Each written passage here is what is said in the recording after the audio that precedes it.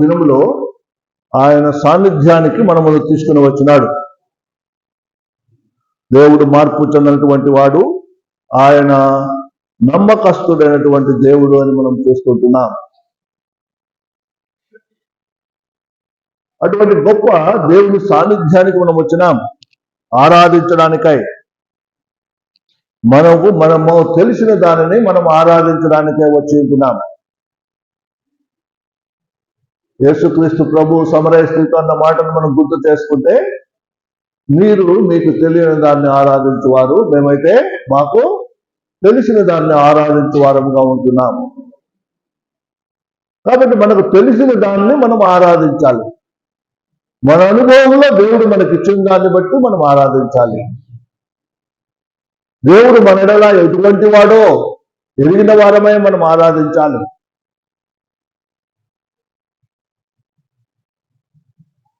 ఆయన ఎదుట మనము నిలుచుటకు మనం యోగ్యులము కాదు అన్నది మనం ఎరిగి ఉంటున్నాము. నాలో ఏ మంచితనము లేదని భక్తులు అంటూ ఉంటున్నాడు. కేవలము మన్నని పురుగు వంటి వాడని అంటున్నాడు. అయినా కూడా ప్రభు సన్నిధికి మనం వచ్చుటకు కృప చూపించినాడు. ఈ లోకంలో ఎంతో మంది వదిలిపెట్టిపోయినారు, మనమైతే దేవుని సన్నిధికి వచ్చినాం. కాబట్టి కృతజ్ఞత కలిగిన వారమై ఆయనకు స్తుతి అర్పించవలసిన వారముగా ఉంటున్నాం. యోబు గ్రంథము 42వ అధ్యాయంలో కొంత భాగాన్ని మనం చదువుకుందాం. యోబు గ్రంథము 42వ అధ్యాయం.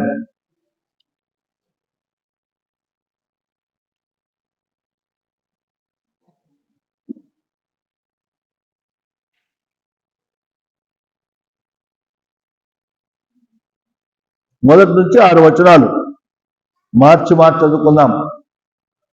యోబు 42వ అధ్యాయము అందరికీ తెలిసినటువంటి భాగం అది.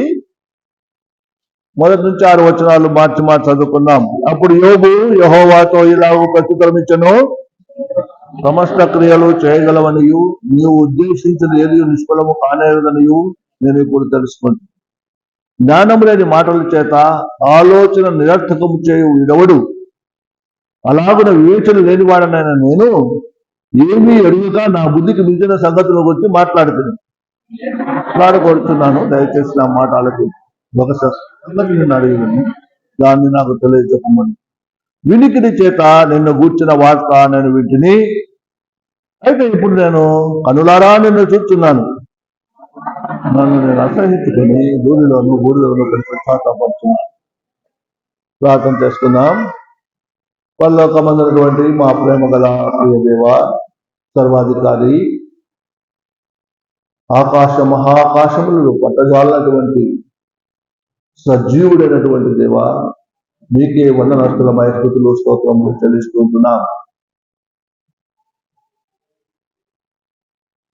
మిమ్మల్ని ఎదిగినటువంటి వారమై మీ సాన్నిధ్యంలో ఆరాధించడానికై మేము వచ్చి ఉంటున్నాం.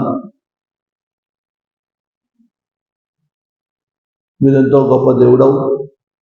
మా కొరకు శిలువలో ప్రాణములు పెట్టి సమస్తమును వెచ్చించి మీ రక్తమంతా కార్చి దాని ద్వారా పాప విమోచన మాకు కలుగ చేసినటువంటి దేవుడుగా ఉంటున్నాను. అందును బట్టి మీ స్తోత్రం చెల్లిస్తుంటున్నాను. చదవన భాగం దీవించండి. అపాత్రుడనైన నన్ను మరొకసారి కరుణించమని వేడుకుంటున్నాను. మీ దాన్ని మా చాటున మా స్వామి దాసుని వాడుకొని మనం వేడుకుంటున్నాను. కనుక చూపించండి, సహాయం చేయండి. వచ్చినటువంటి వారి మనో విచారములు ఎరిగినటువంటి వాడవై ఎవరికి ఏది అవసరమో దాన్ని దాయిచ్చేయండి. నిజముగా మాకు ఆత్మతోనూ సత్యముతోనూ మీ సన్నిధిలో ఆరాధించినట్లు మాకు సహాయం చేయండి. క్రీస్తు నామములో అడిగి వేడుకుంటున్నాము తండ్రి.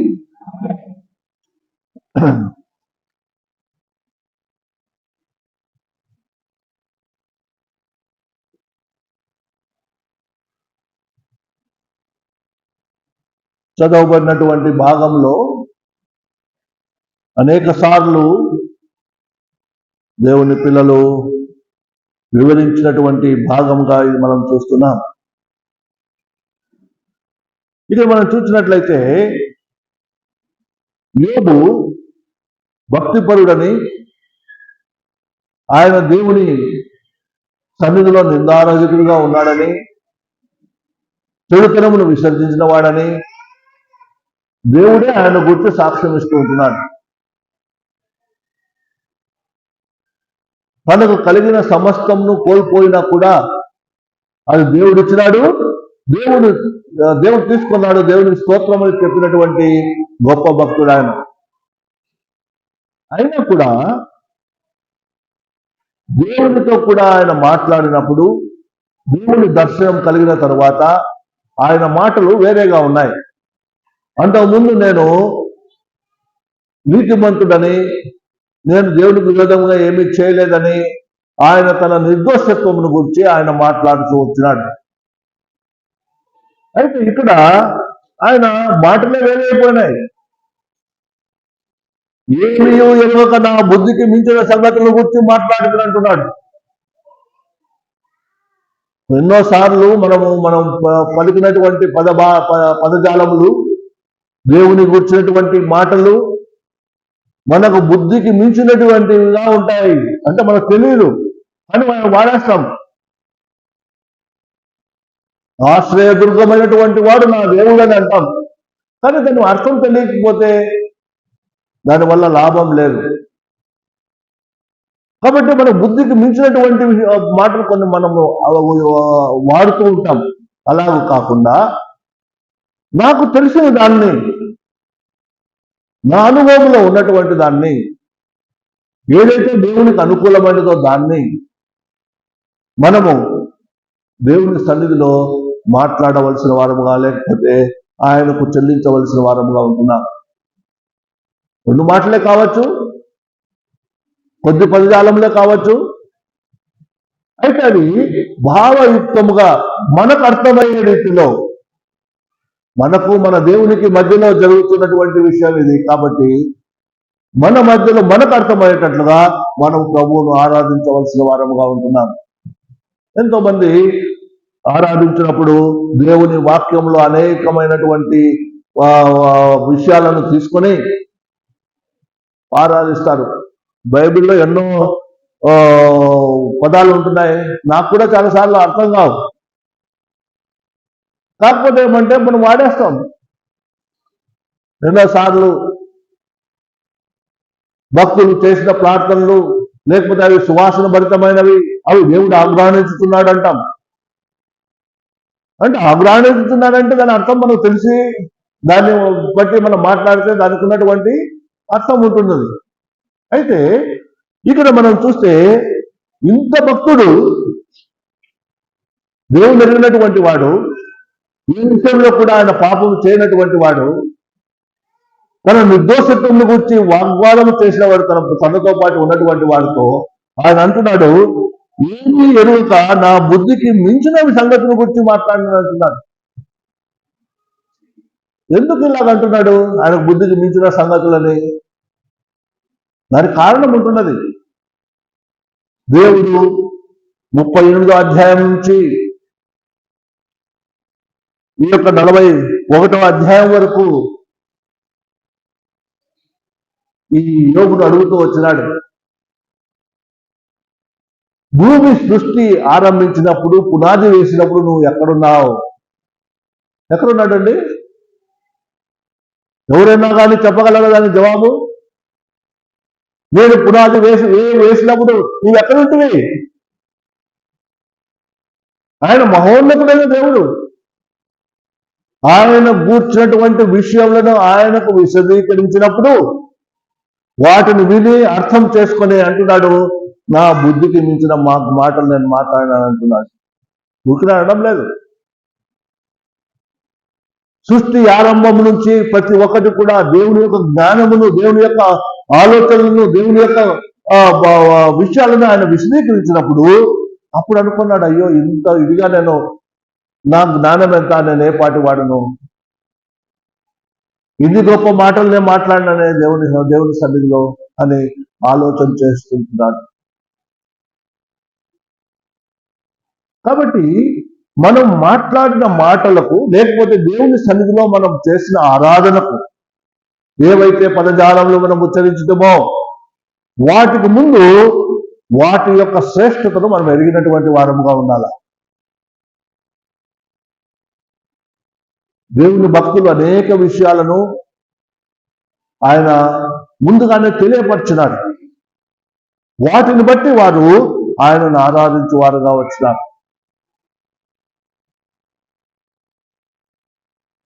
ఏలియా ప్రార్థన చేసినప్పుడు కర్మెల్లో ఆయన ప్రార్థన చేసినప్పుడు ఆయన అంటున్నాడు, ప్రభువా నీ ఆజ్ఞను బట్టి ఇవన్నీ నేను చేసినానని ఈ జనులు తెలుసుకున్నట్లు ఈ విషయంలో నాకు సహాయం. అంటే ప్రభుని ప్రార్థనతో ముందు ఏం చేశాడు? నేనే దేవుని భక్తులు అవుతాయి, లేకపోతే దేవుని సేవకులు అవుతాయి, అన్ని ఆకాశములు దిగివచ్చి వీళ్ళందరూ భస్మం అవుతారన్నారు. వాళ్ళు భస్మం అయిపోయినారు, కాలిపోయినారు. అంత పవర్ఫుల్ ప్రవక్త ఆయన. అయితే అంటాడు, తగ్గించుకున్నాడు, తెలుసుకున్నాడు దేవుడు ఆ యొక్క గొప్ప అదేంటది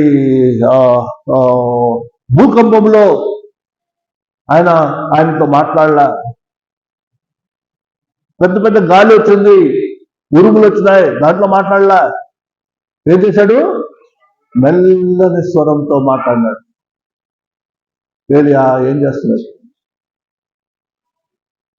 అక్కడ కూడా ప్లేట్ చేస్తున్నాడు. అది ఏమని? నేను ఒక్కడినే దోషము కలిగిన వాడినై, నేను ఇక్కడ ఉన్నానని, మిగతా అంతా చనిపోయినారన్నట్టుగా మాట్లాడుతున్నాడు. అయితే దేవుని ఏర్పాటు వేరేగా ఉంటాయి, మనుషుని ఆలోచనలు వేరేగా ఉంటాయి. కాబట్టి ప్రభువుని ఎరిగిన వాడై ఆయన ఆ యొక్క బలిపీఠం మీద ప్రార్థన చేసినప్పుడు తన గురించినటువంటి మహిమను ఆయన ఏమాత్రము కనబరచక ప్రభువుకు అప్పగించుకున్నాడు. ప్రభువా ఈ జనులు తెలుసుకున్నట్లు, నీవే నన్ను పంపినావని ఈ జనులు తెలుసుకున్నట్లు, ఇదంతా నీవే జరిగించావని ఈ జనులు తెలుసుకున్నట్లు సహాయం చేయమంటే అగ్ని దిగి వచ్చింది. ఆ యొక్క బలి అర్పణను గ్రహించినట్లుగా మనం చూస్తున్నాం. తెలుసుకోవాలి. అది మనకు కావాల్సింది. ప్రభువుని ఎరిగిన వారముగా మనం ఉండాలి. సమరయ స్త్రీ, ఆమెకి ఏం తెలుసు? యూదురాలు కాదు, సమరయలు, యూదులతో వారికి వియ్యం ఉండదు. అయితే మెస్సయా వచ్చినప్పుడు ఇవన్నీ మాకు తెలియపరుస్తాడనే విశ్వాసం మాత్రం ఆమె కనపరుస్తూ ఉంటున్నది. అయితే లాస్ట్లో ఏమంటుంది? నాకు ఇవన్నీ తెలియపరిచినటువంటి నా మెస్సయా కాదా, రండి చూడండి అని ఆమె చెప్పినటువంటి మాటలు మనం చూస్తుంటున్నాం. ఎరిగింది ఈమె మెస్సయా అని. కాబట్టి మన ప్రభువుని మనం ఎరగాలి. ఎప్పుడైతే మనం ప్రభువుని ఎరిగి ఆయన సన్నిధికి మనం వస్తామో, యోబు వల్ల మనం కూడా ఏం చేయగలము? బుద్ధికి మించిన మాటలు మనం మాట్లాడడం. మన యొక్క ఆలోచనల కన్నా ఎక్కువ విషయాలను మనం మాట్లాడడం. దేవుని సన్నిధిలో అనుకూల వచనమే మనం మాట్లాడతాం. దేవునికి ఇష్టమైనటువంటి ప్రీతికరమైనటువంటి రీతిలో ఆయనను మనం ఆరాధిస్తాం. ఏదో కవి మాదిరి మంచి మంచి భావం కలిగినటువంటి మాటలతో మాట్లాడాలని దేవుడు ఎప్పుడు కోరుకోవడం లేదు. ఆయన ఆరాధించి వారు ఎట్టి వారు కావాలని దేవుడు కోరుతున్నాడు, ఆత్మతోనూ సత్యముతోనూ. నీకు తెలిసింది, అది కూడా నీకు తెలిసింది ఏదైతే తెలుసుకున్నావో అది ఆత్మతోనూ సత్యముతోనూ ఆరాధించాలి అని దేవుడు కోరుకున్నది. సింపుల్గా వాడుగా ఆయన అన్నాడు, నా ప్రభువా నా దేవా అన్నాడు. అంటే ఆ సమస్తమైనటువంటి ప్రార్థన అంతా కూడా ఆ రెండు పదాల్లోనే నింపేస్తాడు ఆయన. దేవుడు దాన్ని అంగీకరించినాడు. కాబట్టి జాగ్రత్త కలిగి ప్రభు సన్నిధికి మనం వచ్చినాం. ఏమీ ఎరుగక నా బుద్ధికి మించిన సంగతుల గురించి నేను మాట్లాడగోరుచున్నాను, దయచేసి నా మాట ఆలకింపుము. ఒక సంగతి నిన్ను అడుగుతున్నాను, దాన్ని నాకు తెలియచేయము. వినికిడి చేత నిన్ను గూర్చిన వార్త నేను వింటిని.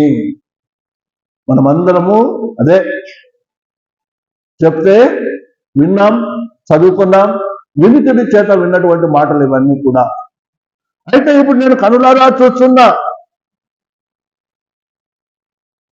సంతోషించవలసిన మాటే కదా. ఇప్పుడు నేను కనులారా చూస్తున్నా ఏమంటున్నాడు?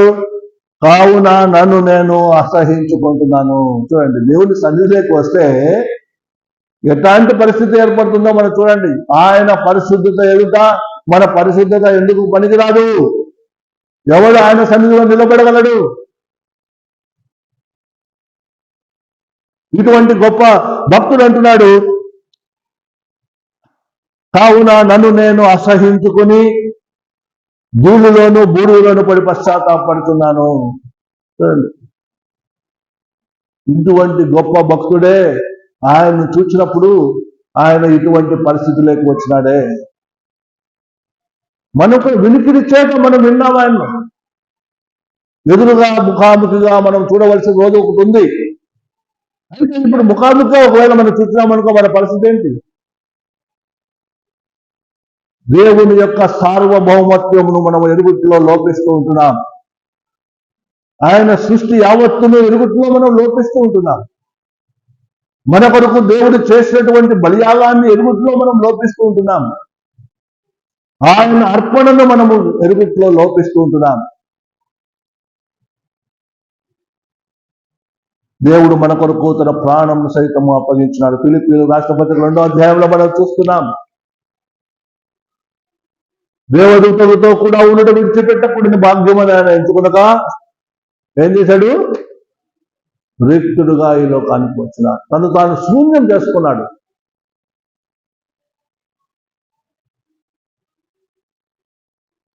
మన కొరకు అర్పణగా చేసుకున్నాడు. ఆయన బలియాగమైనాడు. ఎవరు చూడగలరండి? తప్పిపోయిన కుమారుని ఎడల తన తండ్రి పడినటువంటి వేదనను మనం చూసినట్లయితే, ఆయన తిరిగి వస్తున్నప్పుడు ఆయన ఇంకా దూరంగా ఉండగానే రాయబడి ఉంది. ఇంకా దూరంగా ఉండగానే దీని ఎంతకాలం నుంచి ఆయన నిలబడుకున్నాడో వాళ్ళ గురించి వస్తాడు. ఇంకా దూరంగా ఉండగానే ఆయన చూచి పరిగెత్తుకుని పోయి ఆయన మెడ మీద పడి ముద్దు పెట్టుకున్నాడు. కౌగలించుకున్నాడు, ముద్దు పెట్టుకున్నాడు. ఆయనకున్నటువంటి అనగా ఆ పందులలో కూడా ఉండి వచ్చినటువంటి ఆ యొక్క మురికి బట్టల యొక్క వాసన ఆయనకు రాలేదు, అసహించుకోలేదు. పాపంలో చెడిపోయినటువంటి ఆ స్థితి ఆయన అసహించుకోలేదు. తన కుమారుడు తిరిగి వచ్చినాడన్న ఉద్దేశంతో ఆయన మీద పడి ముద్దు పెట్టుకుంటూ ఉంటున్నాడు. తిరిగి ప్రశస్తమైన వస్త్రం ఆయన ధరిస్తూ ఉంటున్నాడు. తిరిగి ఉంగరం. సంతోషించవలసినటువంటి పరిస్థితిని అక్కడ మనం చూస్తుంటున్నాం. రండి నాతో కూడా కలిసి సంతోషించండి. ఎంత మంచి మాట! తండ్రి ప్రేమ అది. వీడు నాకు ఇంత నష్టం చేసినాడు, వీడు ఇంత నాకు పోగొట్టినాడు, వీటి దగ్గరికి ఎందుకు రాని వాళ్ళ అనే తండ్రి కోరిక లేదు అక్కడ. తండ్రి కాకుండా మిగతా సోదరుడు కూడా అంటున్నాడు, అన్ని పోగొట్టొచ్చినాని నువ్వు ఇంతగా ఇచ్చేస్తున్నావు అన్న. ఎందుకంటే తండ్రి ప్రేమ అటువంటి గొప్ప ప్రేమగా అభివర్ణించబడింది మనం చూస్తున్నాం. కాబట్టి అటువంటి గొప్ప తండ్రి ప్రేమ మనకు ఎడల ఎలాగూ సిలువలో ఆయన ప్రకటించినాడో ఒకసారి మనం జ్ఞాపకం చేసుకోవాలి కదా. మన పాపంలో మనం చనిపోయినటువంటి పరిస్థితిలో ఆయన సిలువ మరణము ద్వారా మనమును ఆకర్షించుకున్నాడు. ఎంత గొప్ప దేవుడు అండి! మనం నశించుకోకూడదని ఆయన తన మహామహిమను అంతా వదిలిపెట్టి రీతిగా మానవ రూపంలో ఈ లోకం వచ్చినటువంటి వాడు. అటువంటి గొప్ప దేవుని ప్రేమను మనం మర్చిపోకూడదు. అంతగా ప్రేమించినటువంటి వాడిని మనం ఎలాగో ఆయన వర్ణించాలా? చూడండి, ఆలోచన చేయండి. ఆ గొప్ప ప్రేమను మనము ఎలాగో తెలుసుకున్న వారమై ఏమండి, వినికిడి చేత నేను విన్నా, అంతవరకేమంది. నిజముగా చూచుంటే అది ఎంత గొప్పదో మనము దాన్ని వర్ణించలేనటువంటి పదజాలములు ఉండవు దాన్ని వర్ణించాలంటే. అటువంటి గొప్ప ప్రేమతో దేవుడు మనల్ని ప్రేమించినాడు. కాబట్టి దేవుని సన్నిధికి మనము ఆయన ఎరిగినటువంటి వారం అవుతే, అనాది కాలము నుండి దేవుడు ఎలా తన ఏర్పాట్లో తన ప్రియులను తీసుకుని వచ్చినాడో, వారిని నడిపించినాడో, వారిని ఆదరించినాడో, వారిని కాపాడుకుంటూ వచ్చినాడో వాడిని చూస్తే దేవునికి ఎందుకు ఇంతగా ప్రేమించాల మనుషుని అనేది మనకు అర్థమవుతుంది. ఆయన బహుగా మనల్ని ప్రేమించినాడు. ఆ దేవుని ప్రేమ ఉంది కాబట్టే యోబుతో అంటున్నాడు, ఒకసారి సృష్టి చూడు, మహత్తు గల తన మాట చేత సృష్టి యావత్తు ఆయన చేసి ఉంటున్నాడు. ఒక మాటతోనే సృష్టి సమస్తము జరిగిపోయింది. ఆయన మాట ఎట్లాంటిది? మహత్తు గల మాట అని రాయబడిన మాటను మనం చూస్తున్నాం. అటువంటి గొప్ప దేవుడు ఆయన. తన కన్ను దృష్టి ఎల్లప్పుడూ మన మీద ఉంచినటువంటి వాడు. అందుకనే దావీదు అంటాడు, నేను ఎక్కడికి పోదు ప్రభువా, ఎక్కడికి పోయినా కూడా నీ సన్నిధి నాతో పాటే ఉంటుంది. అగాధంలోకి వెళ్ళినా కూడా నీ కుడి చేయి నన్ను ఆదుకుంటున్నాను. ఎక్కడికి పోలే. ఎందుకు ఇంతగా ప్రేమించినాడు దేవుడు మనం పదజాలములతో వర్ణించలేని ఈ విషయాలను. కాబట్టి మనకు తెలిసిన దాన్ని మనం ఆరాధించే వారంగా మనం ఉండాలి. ఏదైతే దేవుడు మనకి ఇచ్చినాడో, ఏది మనం తెలుసుకున్నామో, ఏది మనం అనుభవించినామో, వాటిని బట్టి ప్రభువును మనం ఆరాధించే వారంగా ఉండాలి. అదే ప్రభు కోరుచున్నాడు. ఆయన ఎంతగా ప్రేమించినాడో ఒకసారి మనం చూస్తే చూడండి.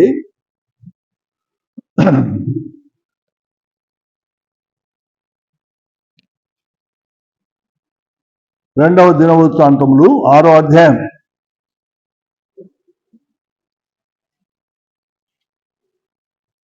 14వ వచనం. యెహోవా ఇశ్రాయేలు దేవా, హృదయపూర్వకంగా నిన్ను అనుసరించు నీ భక్తులకు నిబంధనను నెరవేర్చుచు కృపను చూపుచు ఉండు. నీ వంటి దేవుడు ఆకాశం అందైనను భూమి అందైనను లేడు. ఆకాశం అందైనను భూమి అందైనను నీ వంటి వాడు, నిబంధనను స్థిరపరచువాడు, కృప చూపుతూ ఉండువాడు ఎవరూ లేరు.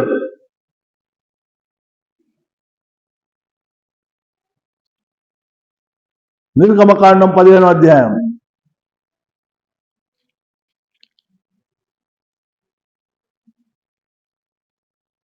11వ వచనం. యెహోవా వేల్పులలో నీ వంటి వాడెవడు?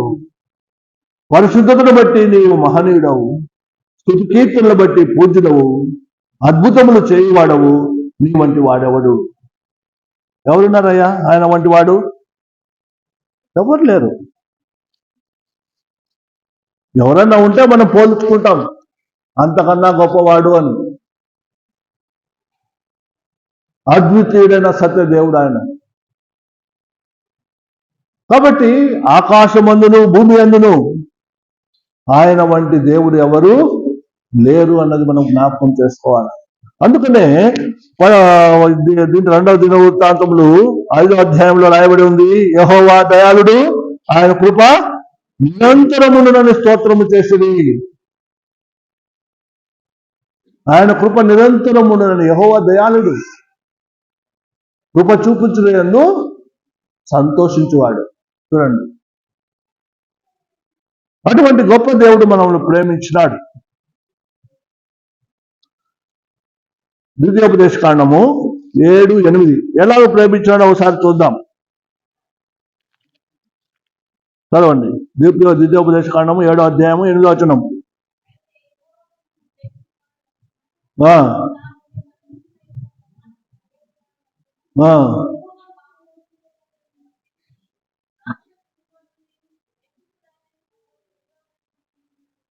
యెహోవా మిమ్మల్ని ప్రేమించినాడు. చూడండి, ఆయన వాగ్దానం నెరవేర్చినాడు. దాసుల గృహం నుండి మిమ్మల్ని తీసుకుని వచ్చినాడు. వాగ్దాన దేశంలో ప్రవేశపెట్టినాడు. కాబట్టి ముఖ్యంగా మనం చూసేదంటే దేవుడు మనల్ని ప్రేమించినాడు. ఎట్లా ప్రేమించినాడు? ఇర్మియా గ్రంథము 31:3.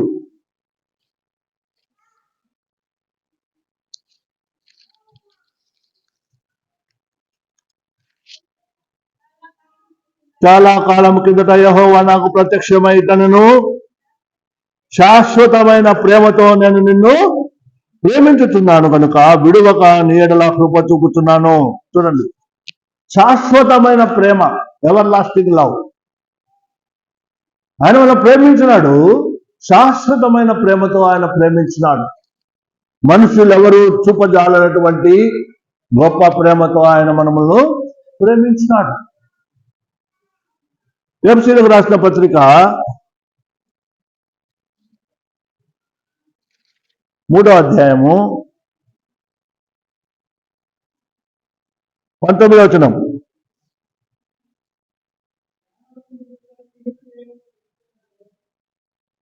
జ్ఞానమునకు మించిన క్రీస్తు ప్రేమను తెలుసుకున్నట్టుకును తగిన శక్తి గల వారు కావాలని ప్రార్థించున్నాం. ఇక్కడ మనం చూస్తే జ్ఞానమునకు మించిన క్రీస్తు ప్రేమ. ఎలాగ ప్రేమించినాడు ఆయన? మన జ్ఞానం సరిపోదు, మన జ్ఞానంతో దాన్ని అంచనా వేయలేం. ఎట్టి ప్రేమతో నిన్ను ప్రేమించిన ఒకసారి జ్ఞాపకం చేసుకోమంటాడు. ఆయన ప్రేమ అద్భుతమైనది, శ్రేష్టమైనది. కాబట్టి మన జ్ఞానములకు మించినటువంటి క్రీస్తు ప్రేమతో ఆయన మనమును ప్రేమించినటువంటి వాడుగా మనం చూస్తూ ఉంటున్నాం.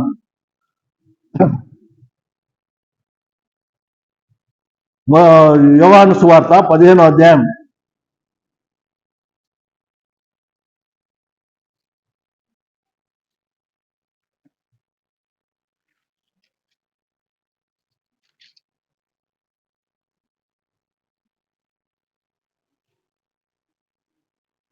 13వ వచనం, 12వ వచనం నుండి 12, 13. నేను మిమ్మల్ని ప్రేమించిన ప్రకారము మీరొకరినొకరు ప్రేమించవాలని నా ఆజ్ఞ. తన స్నేహితుని కొరకు తన ప్రాణం పెట్టువాని కంటే ఎక్కువైన ప్రేమ గలవాడు ఎవడును లేడు. ఎవరన్నా ఉన్నారా? తన స్నేహితుని కొరకు ప్రాణం పెట్టువాని కంటే శ్రేష్టమైన ప్రేమ మన ప్రభువుది. ఆయన మనం ప్రేమించి మన కొరకు ప్రాణం పెట్టినటువంటి వాడుగా మనం చూస్తూ ఉంటున్నాం. ఆయన గొప్ప దేవుడు. మనం ఆయన ఏర్పరచుకోలేదు, కానీ ఆయన మనం ఏర్పరచుకున్నాడు. చూడండి 16వ వచనంలో, మీరు నన్ను ఏర్పరచుకొనలేదు,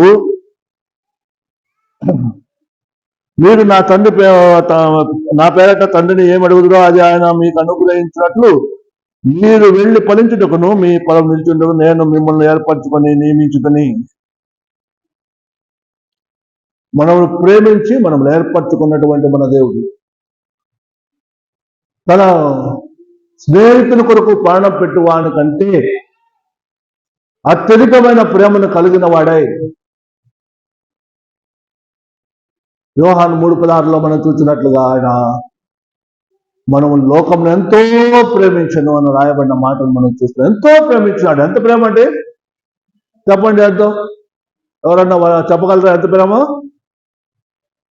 ఎంతో ప్రేమ అంటే దానికి మనం వర్ణించలేం, మన జ్ఞానంతో మనము దాన్ని వర్ణించలేం.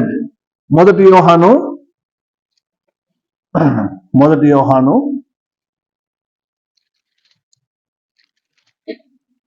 అది ఎంత ప్రేమ అంటే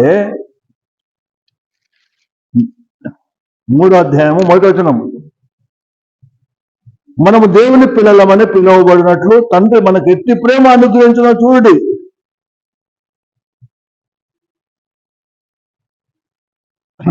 ఎట్టి ప్రేమ మనం అనుగ్రహించినా ఒకసారి చూడండి, మనం దేవుని పిల్లలు అవడానికే ఒకసారి ఆలోచించేద్దాం. ఎటువంటి ప్రేమతో దేవుడు మనమును ప్రేమించినాడు? ఎవరికన్నా జవాబు వస్తే చెప్పండి, ఎంత ప్రేమతో ప్రేమించినాడు? తెలుసా ఎవరికన్నా? ప్రాణం పెట్టినంతగా ప్రేమించినాడు. ఆయన ప్రేమ మరణము కంటే బలమైనది అని రాయబడి ఉంది. మరణము కంటే బలమైనది ఆయన ప్రేమ అని రాయబడి ఉంది. కాబట్టి అటువంటి ప్రేమతో దేవుడు మనలో ప్రేమించినటువంటి పరమగీతములు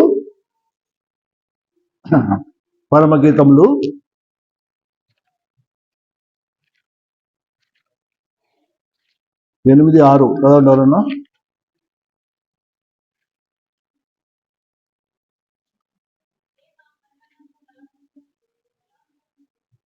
ప్రేమ మరణమంతా బలవంతమైనది. కాబట్టి మరణము దాని ముందు ఎందుకు పనికిరాదు, అంత బలమైనది. అటువంటి ప్రేమతో దేవుడు మనల్ని ప్రేమించినటువంటి వాడుగా ఉంటున్నాడు.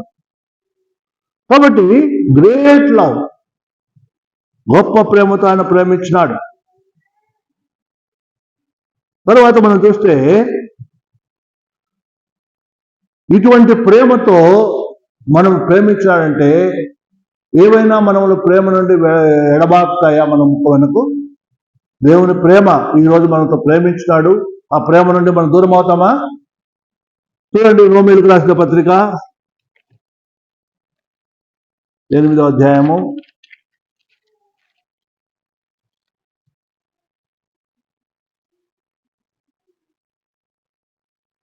35వ వచనం. క్రీస్తు ప్రేమ నుండి మనల్ని ఎడబాపు వాడెవడు? క్రీస్తు ప్రేమ నుండి ఎవరైనా ఎడబాపుతారా? ఎడబాపలేరు.